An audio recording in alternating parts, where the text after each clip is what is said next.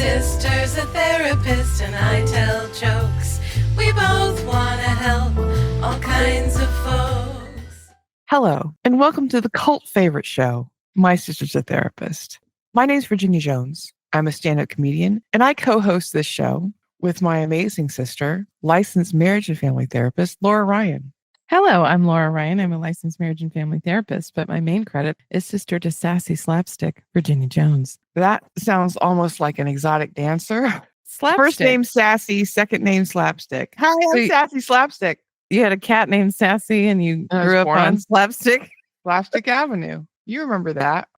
I absolutely remember that. This is a show in which we talk about mental health, pop culture, TikTok, and just thoughts that we've been thinking. Every week on the show, one of us has a topic prepared and the other one of us gets surprised. This week, I get surprised. I like to occasionally check in and see where we're at with our listeners. USA is holding strong at number 1. Turkey still holding strong at number 2.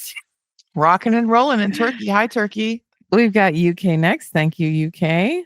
France in 4th position. Brazil in 5th. Germany, Canada, Spain, Thailand, Italy, Bangladesh, Australia, Chile, and a new one, the Seychelles, followed by Africa. To everyone listening in Thailand, I would like to say Sawadee Ka.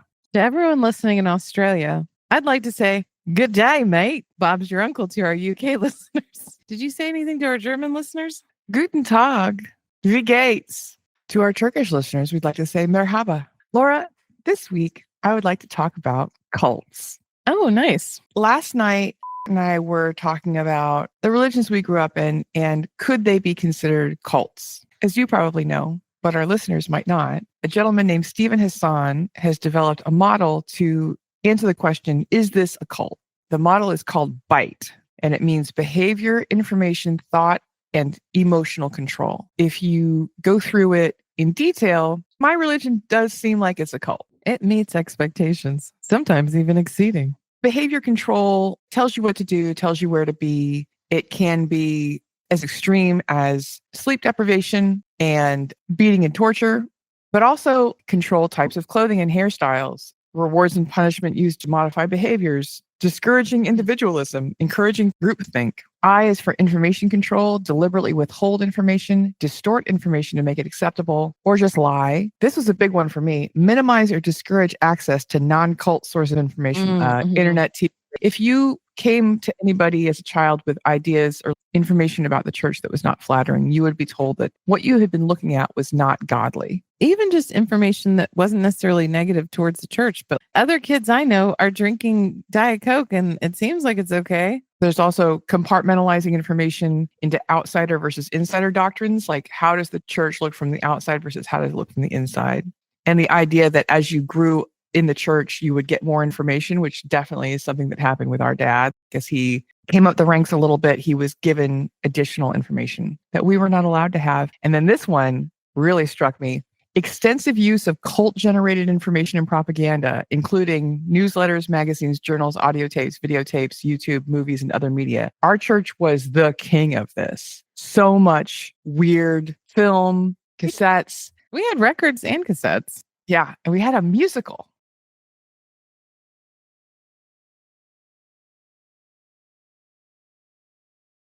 The next one is thought control, requiring members to internalize the group's doctrine as truth, and organizing people into us versus them, insiders and outsiders. We had a whole name for outsiders, which was Gentiles, which now I know is not okay. You can't just use a Jewish people's word. I feel like in the Mormon church, all bets are off. You can kind of do whatever you want. Right. It was very funny. There's a bit in this about confessions publicly. And I said, yeah, we would sometimes do that in the main meeting and we would call it testimonials. And I was like, we called it testimonials. If it ain't broke, don't fix it. I found this really interesting. Teachings, thought-stopping techniques, which will shut down your reality testing, chanting, meditating, praying, speaking in tongues, singing or humming. We've talked about this as an individual when you're having a negative thought. Have a thing that you can go to. I don't use it as part of a cult. Yeah, like putting your tongue on the roof of your mouth if you're having a lot of negative thoughts.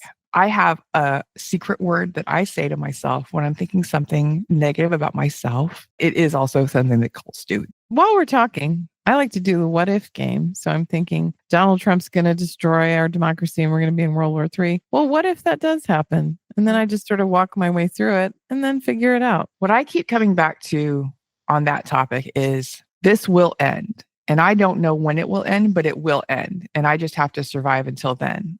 The good news is, and this is just my opinion, and I do not have any sort of political science degree, but what I have seen is that when the culture moves way too far to one direction, the response will be in the other direction. The fact that this is the Republican Party we've had means that we're not going to elect anybody in that party next, and that we're not going to elect anyone this extreme for a long time, or until people forget, which is apparently 5 years. No one remembers January 6th. The last element of this, and I'm skipping through hitting the high points just to understand in general what this is: emotional control, promote feelings of guilt or unworthiness, identity guilt, you're not living up to your potential, your family is deficient, your past is suspect, manipulate a narrow range of feelings, some emotions or needs are deemed as wrong, evil, or selfish, instill fear, such as fear of thinking independently, the outside world, enemies, losing one's salvation, others' disapproval. That's a lot of shame. The question I have today is MAGA a cult? I don't know if they're kidnapping people and beating them. Not yet. But I think they're doing all the other things. When you were going through the list, I was thinking Scientology and MAGA. I have another section about specifically political cults. This is a list of aspects of more political cults, especially cult of personality or charismatic cults. I do not find the leader charismatic, but his followers seem to. Leadership structure. You've got a charismatic / deified leader who demands absolute loyalty, who will punish you if you do not present absolute loyalty. You're not allowed to question, but what about this thing? Because he will sue you. He will try to sick the media on you. He will degrade your name in public. And he'll physically have people remove you from rooms and arrest you, basically. There's people who have been very much on his side for a lot of the journey, but as soon as they say one thing, they're out. What you have is a lot of other conservatives operating in a very fearful way because they've seen that dissent is not tolerated. In a regular political party, it would be debated, it'd be internal processes, democracy, information control, high control, isolation, limited exposure to alternatives. This is what I'm seeing most right now. Information is being narrowed and narrowed. And it reminds me, of course, Putin's Russia and Russia in communist rule and everything that came after. The people on the street are told a line of propaganda. They kind of know it's not true, but there's nothing they can do about it. So they're like, yeah, for sure. No, he's like the best horseman there is. I don't think they know that it's not true. I watched a whole TikTok about how people are using AI and using old footage and pumping it out to conservative folks. For example, the LA riots, they used George Floyd riots. They're using that same footage and they're just saying it's happening now. He just put another caption over it. There was one Waymo automated taxi that was burned, and then that was just used over and over. And I saw somebody say, like, how many times are they going to burn that one Waymo? Why do they keep sending the Waymos out when they're setting them all on fire? That's what I see most in the MAGA world, is a manipulation of information. Another TikTok, this woman was doing an impression of stuff she overheard at Trump's birthday party. She said there was one person who was on the bus to the rally and another person was at the rally. And they were both talking about they were concerned that there were so many violent Black people in DC. Where did they get that from? And the frustrating thing about the charismatic leader, he'll say whatever, and people will immediately say, well, that is not true. That can be proved not to be true. We have documentation that that's not true. But he doesn't care, and his followers don't care. That's a frustration for liberals because this is just BS. Because he doesn't care if it's true or not. Someone puts a microphone in front of him and then whatever comes out of his mouth comes out. Yeah, because I think he was lying about egg prices and he's just gaslighting the hell out of the American public. Right. When you compare a political cult to a political party, low or no accountability, leader is above scrutiny versus high accountability, elections, media, legal frameworks, criticism. What he's been doing with journalism, saying, oh, this person can't come in the White House. Oh, I don't like this person anymore. And that's not legal, but he doesn't care. Relationship with external society. In a political cult, you'll have insular, us versus them mentality. It encourages isolation. And in a political party, it will be integrated with society, seeks broader public support, and information control, high control isolation versus open information flow, engagement with diverse media. The charismatic leader, this is someone with a tightly controlled public image. This deification often taps into a deeper psychological need among followers to, quote, believe in something greater than themselves, transcending the mundane aspects of daily life. I've got my problems, I've got my struggles, but if I can put all my faith and hope and concentration on this one person, that I'm going to feel better. Something that I find really disturbing is that a lot of his followers seem to like that he is a bully and a liar. They like that he's a liar. Yeah. I was listening to a TikTok live with this guy who talks to MAGA people and fights them with knowledge and facts. It's kind of satisfying. He was talking to this one kid who was clearly like 18 or something. And the kid said, well, you can't deny Donald Trump is a lot of fun. He's a rock and roller. He's a 79. He's wearing a diaper. Yeah, I saw a political rally posted that says Donald Trump poops his pants every day. He was saying, well, you can't deny he has this rock and roll sensibility. No, he doesn't. Yeah. He's a 79-year-old man who poops his pants and eats McDonald's every day. And he's mad at Taylor Swift. There's nothing rock and roll about a man who wears an oversized suit all the time and has a comb over. That's not rock and roll. So here's a list of charismatic leaders through history. Historical examples include ancient pharaohs and Roman emperors who declared themselves gods. And the British royalty, they speak to that. This has been designated by a higher power. I'm here because I'm supposed to be here, not just because a long time ago someone stabbed someone else. I'm here because God ordained me in this role. In the 20th century, you've got figures like Benito Mussolini, Adolf Hitler, and Joseph Stalin, pioneering the model of a dictator as cult figure. More recently, you've got Juan and Eva Perón in Argentina, Don't Cry for Her, Sheikh Mujibur Rahman in Bangladesh, and DT, Big DT, are demonstrating how charismatic authority, even when erratic or transgressive, can be reinterpreted by followers as strong leadership. Trump's claim of a God-given mandate following an assassination attempt exemplifies this deification. He's saying, God meant me to be here, a God he does not worship and does not believe in. Loves all the Bible. He says, I can't really find a passage that I really like. I just love the whole thing. More characteristics, absolute loyalty. So speaking more to this, the demand for absolute loyalty is underpinned by a critical psychological phenomenon known as cognitive closure. This concept describes a deep-seated resistance to contradictory information and an active refusal to adjust perspectives, even in the face of compelling evidence. So this is why when you talk to a friend, a loved one, a family member who's MAGA, it makes you feel like you're going crazy because they can't take any information in, and anything you say, they'll just shut it down. It's because of this cognitive closure. What I find is usually it's immediately followed by a straw man argument. I'll say Donald Trump is a felon. They'll say, oh, well, we've all done things that we don't feel good about. That's not what I'm saying. I'm saying that this person, this elected official, is a felon and we're okay with that somehow. Well, I guess you're so perfect. You've never done anything bad. Right. Maybe we've all committed crimes. Or you'll say, I'm really concerned that ICE is a gang of thugs who have 100% permission to do whatever they want, especially after all the George Floyd protests and every police department saying, okay, we're not going to shoot people directly with rubber bullets anymore. Okay, we're not going to tear gas innocent crowds anymore. And then that's just out the window. It's like it never happened. But then they'll go, well, worse things are happening in Palestine, Chechnya. I'm not talking about that right now. I'm talking about what's happening in Estados Unidos. Oh, so you like criminals murdering your grandma? I didn't say that I did like that. So you think it's okay that a group of children should just be rounded up? And no, I didn't say that. And that's not what we're talking about. In a political cult, the leader and the ideology provide definite answers to complex issues. This relates back to the religion thing, because I think when people get heavy into church, sometimes it's because they want to have the answers and it makes them feel better to have the answers. And I think that this cult is doing the same thing for people. I was having this conversation recently with a friend about our mother. I was saying, it's crazy to me that our mother just jumped feet first into this weird religion, but it makes sense to me because our mother does want clear black and white answers. Yeah, surety. And she got it with the Mormon church. They gave it to her 100%. There's no deviation. It's just, here's the rules, follow the rules and you'll do great. So any challenge to the cult's answers is perceived as a direct threat to the members' certainty and sense of belonging. This psychological rigidity creates a self-reinforcing loop where loyalty is maintained by actively shutting down external information and internal doubt. This is what I've seen when I talk to formerly reasonable people who have drunk the Kool-Aid in this cult. When you challenge something that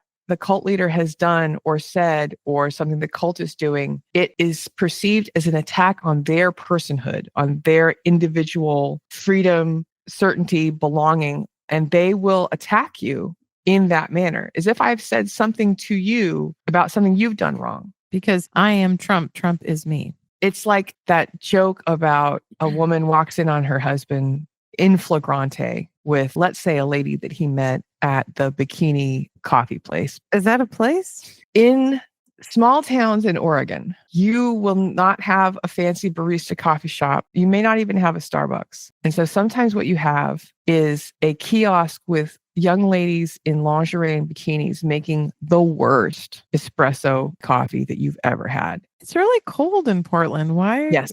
Why? It's the Hooters of coffee, and I don't understand it. So a lady walks in on her husband and she says, "John, you're cheating on me." And he says, "No, I'm not." "Yes, I can see that you are." And he says, "Are you going to believe your eyes or what I'm telling you?" This is the logic. You can only believe what you get from the teat of information. There is an important song of our generation. It wasn't me. Saw you banging in the corner. It wasn't me.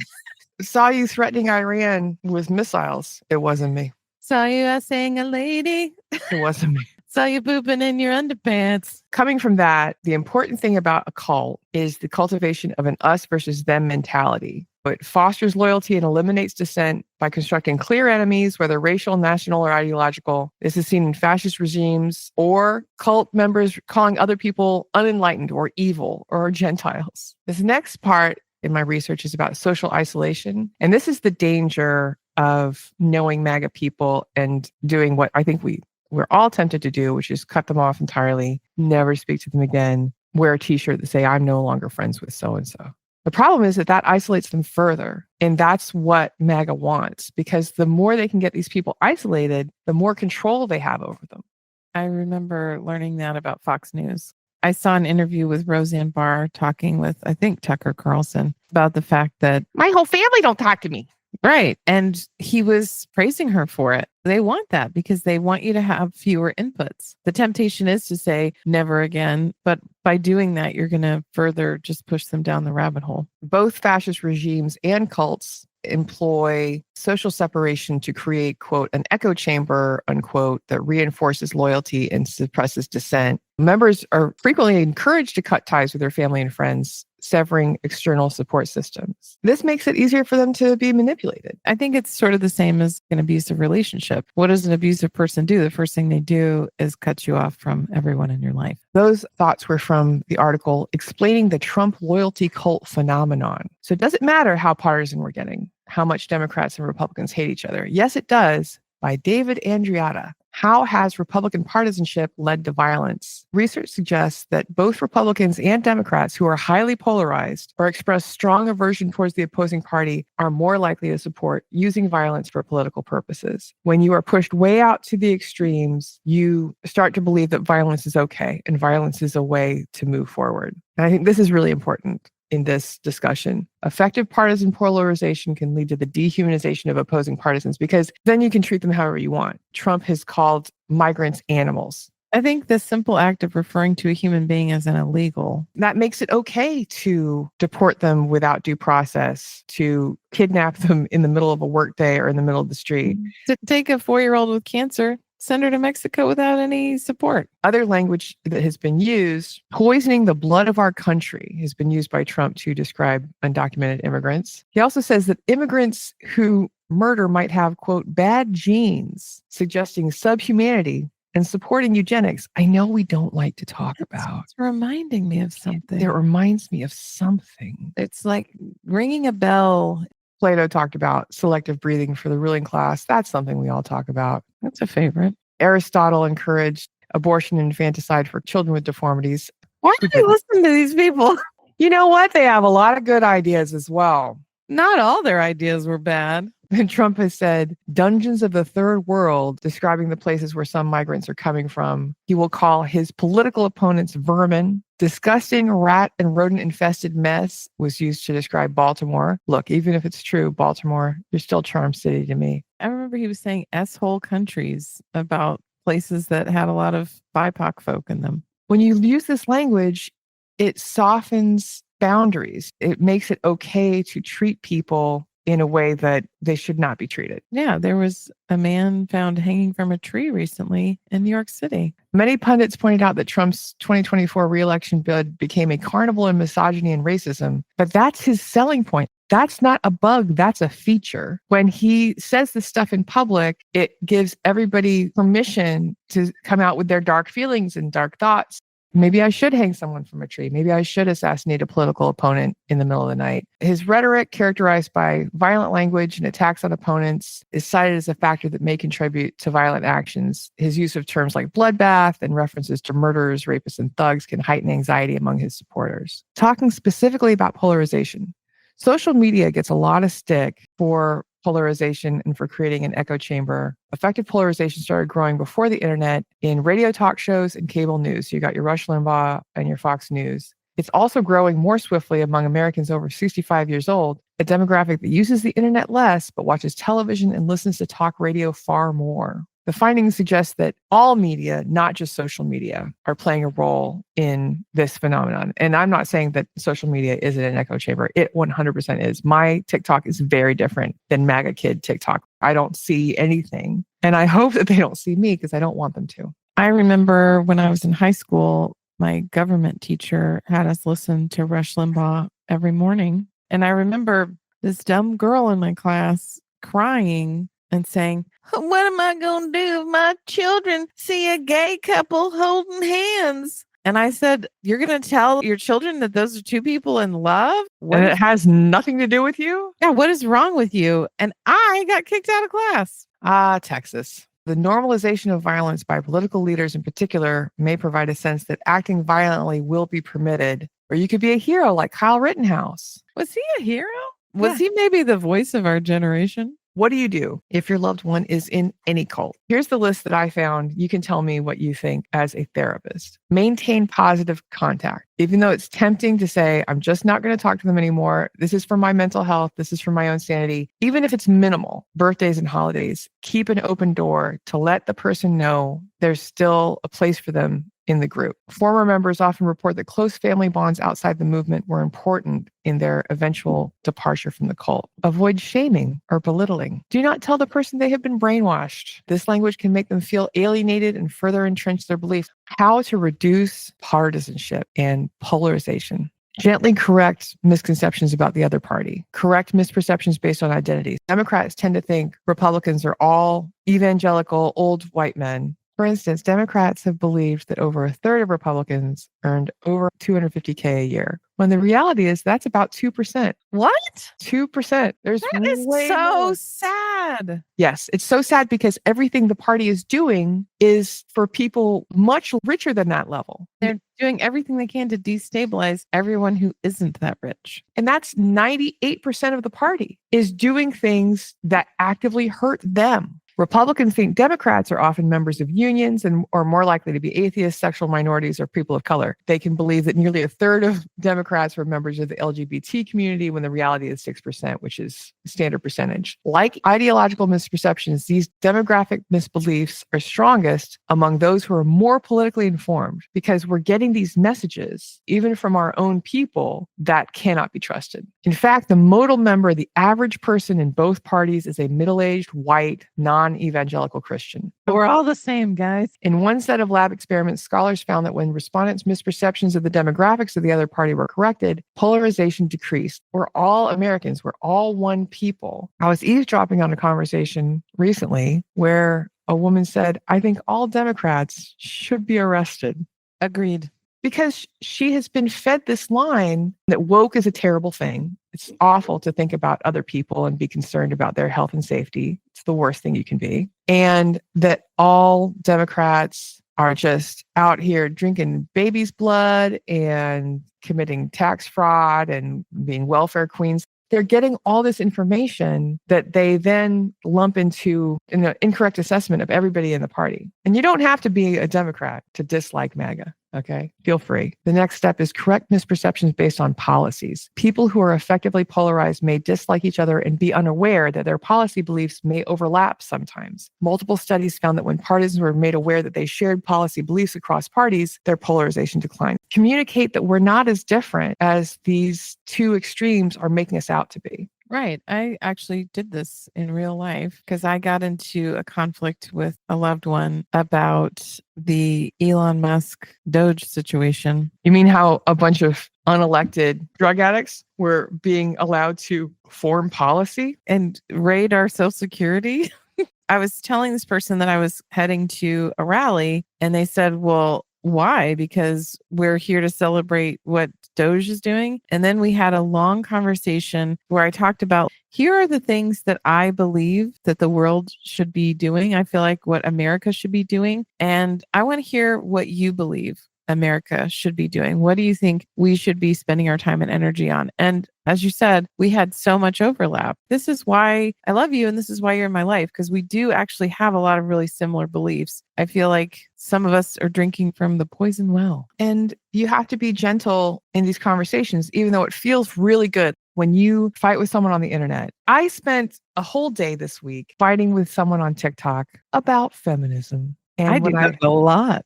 I know I should block and delete. I know that. This person was just getting my goat. And finally, I went and looked at their page, and it was all about Roblox. And I had been fighting with a 12-year-old. But when you're doing it in the moment, you get filled with righteous anger and adrenaline and endorphins, and you just spend your whole day refreshing your phone. What are you going to say? What are you going to say now? And then typing something with your thumbs. And did you know that life is finite and we cannot spend the whole day arguing with a 12-year-old? I mean, you can, but it's going to make your life miserable. And I don't believe the whole thing about, well, we can have different politics and still agree. Well, no, I'm not going to sign off that it's okay to deport people and kill people. I am going to maintain a relationship with you because I want to be someone that you can say, well, not all Democrats are totally garbage. I know one friend. When we look at Scientology, this is most of the stories. It was always family members that helped to keep this person in reality a little bit and help to get them out of the cult. Because when everyone around you has the same belief as you do, and you feel very safe and you're just echoing it back to each other, and then someone else says something that disagrees with it, it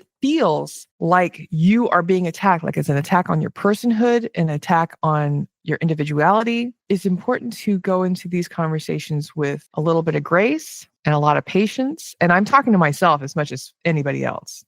And I think also love. I feel like love does conquer all. If I approach you with love, it's going to go a lot further than with malice. Because malice just confirms everything that they've been told about you. I have a lot of clients who are struggling with this particular topic. And what they say is, well, I just want to tell the person that they're crazy. And I tell them, just think about something that you believe in very, very strongly. How would you feel if someone just walked up to you on the street and said, wow, you're crazy. You don't know what you're talking about. You would be incredibly offended. So just assume that the strength of your conviction is the same as theirs. Anytime that I have tried to offer my opinion, the first reaction is always defensiveness. And the same with me. When someone has corrected something that I've said or done, my first reaction out of the box is just defensiveness and screw you and screw those people over there and screw everybody you guys hang out with. Later, I might reflect and say, okay, well, this wasn't totally wrong. In my office, there's another business, and I overheard the receptionist recently saying stuff on a speakerphone that you really shouldn't say. I came in and smiled and I said, hey, I don't think that you probably know this, but that's breaking the rules of HIPAA and you should stop. And she gave me one of those smiles that contained daggers. But I thought if I had come in really aggressively, it would have gone way worse than that. What other good advice is there for people who are managing loved ones who are part of a political cult? I think sticking to the facts is really important. Before I enter into one of these conversations, I try to do my research and verify everything before I say it. Because sometimes I have flippantly said something and gotten in trouble because there was.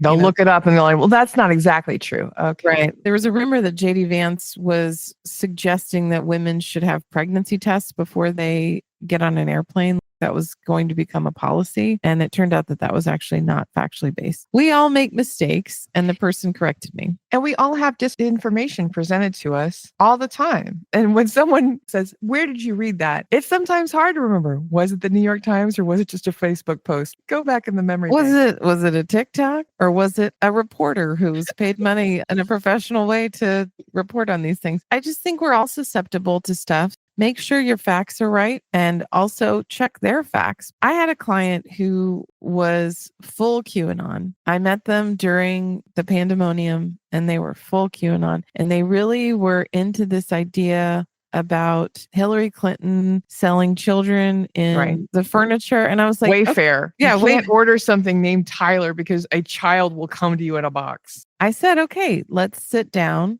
and let's break it down and see if this is actually true. So we put it into Snopes. It was not true. I wasn't being mean. I was just saying, hey, I know that you've heard this a lot, and I know that you're using this as one of your founding beliefs. It's not true. And when you talk about pedos in the political system, let me assure you, hardly any of them are women. Okay. When you're saying, oh, Hillary Clinton and all of her child sex slave swapping, let me assure you that women have not traditionally been strong in that area. And in my experience, I've been doing this work for almost 20 years, and I probably hear a childhood sexual abuse story probably a couple times a week. In my entire career, 2 of those stories were women. When we talk about so many people became crazy indoctrinated and changed personalities during the pandemineral. And why is that? Because we were isolated, because we were just at home looking at the internet all day.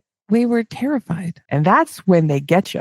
This is something I don't like about either party. Every time we are coming up on a national election, both of the parties try to whip you up into a frenzy of believing that if the other party wins, the world will end. I believe this is just a way to get donations and to scare you into going to the polls. I'm always going to go to the polls.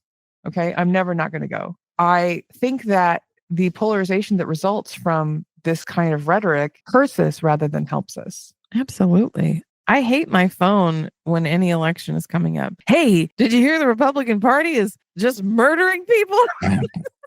Straight up murder, you guys. That's just how political parties operate. Everything is clickbait and everything is turned up to the nth degree. And I think your exercise you mentioned earlier about just following it to the end is very helpful. Well, what if this was 100% true? What's the next thing? How does it affect me? How am I going to get out of it? What does that look like? In general, what it looks like to me is there will come a point where we're not going to put up with this anymore. I would have thought it would have been long ago, but I'm not always right. Laura, you've had some great thoughts and input on this, but what are your final thoughts on this topic of political cults? My understanding with any cult is that you need to have a period where you are deprogramming. The person maybe has to have a willingness to at least separate temporarily from the cult. And that's when you get a motel room and you lock them in there and you just make them watch video footage of information that they have been told not to believe. And then after that, for a couple days, then you can go get McDonald's and all will be well.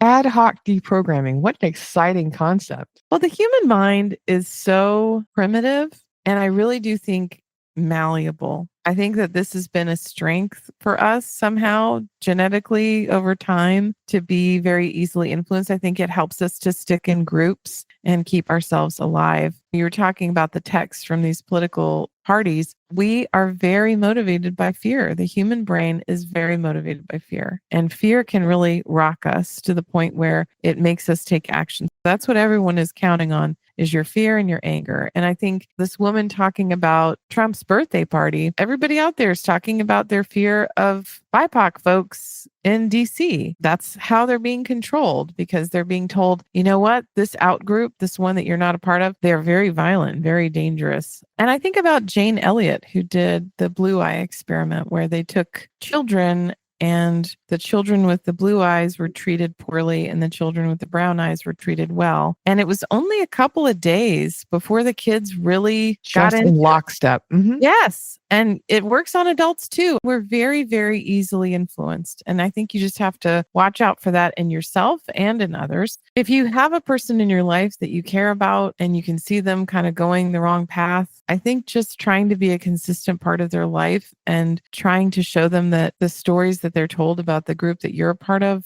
maybe are not true. The interesting thing to me, interesting / terrifying about directing fears towards immigrants, minorities, is that the real danger in this country, at least economically, is from rich people and the 1%, taking that and redirecting it towards minorities and people from other countries who just want to work a job is a fiendishly clever way of doing it. Putting all that fear onto a group of people who are innocent in order to divert it away from, say, South African billionaires is a great move. Congratulations. What do you think they did on every season of Scooby-Doo? You take the real bad guy and just slap a mask on it and make that mask a group of people that you already didn't like. So, Virginia, what are your final thoughts on this topic? It's interesting. When you were talking earlier about our caveman brains and how we are super motivated by fear and anger. At the core, we're very simple. You sent me a TikTok that I haven't discussed with you, but I'm going to discuss it now. It was about E. Jean Carroll and about her trial, which she won and got a settlement for, I think, $84 million.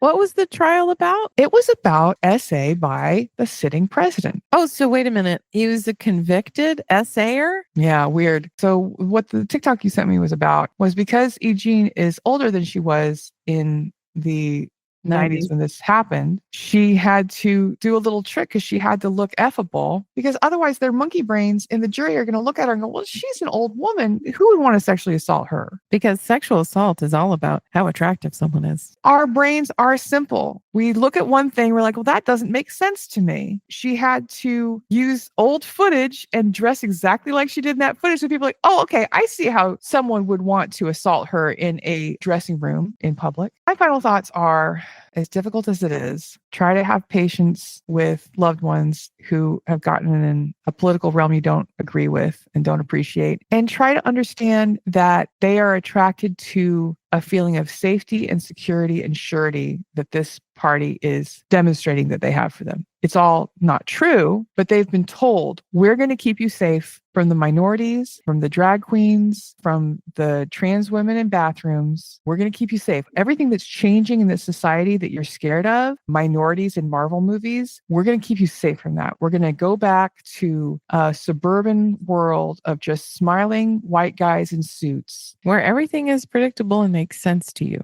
Don't worry. Try to have some empathy for that and try to hold some space for that, as difficult as it is. If somebody could give me a sense of certainty about the world and how things are going to go, I would love that. No one's been able to successfully do it, but if anyone has a cult for me to join, I would love that. Honestly, when I was 13 years old and I left the church that we grew up in, that was the first thought that I had. I thought, I really am going to miss, and I'm already missing, the sense of surety and confidence that I knew what was going on. I knew what to do in my life. That's going to be a lack for me. But I had already taken the red pill and there was no going back. It was hard for me too, because I remember thinking in the Mormon religion, as long as you follow the rules and you do what you're told, everything's going to work out great in this life and in the afterlife. We had all the answers. It's hard to lose all the answers. It's very challenging. It's hard to go from having a very black and white, simplified way of thinking about the world to looking at nuance and complexity. It is very hard because sometimes it really does hurt your brain. Because we are just little cavemen.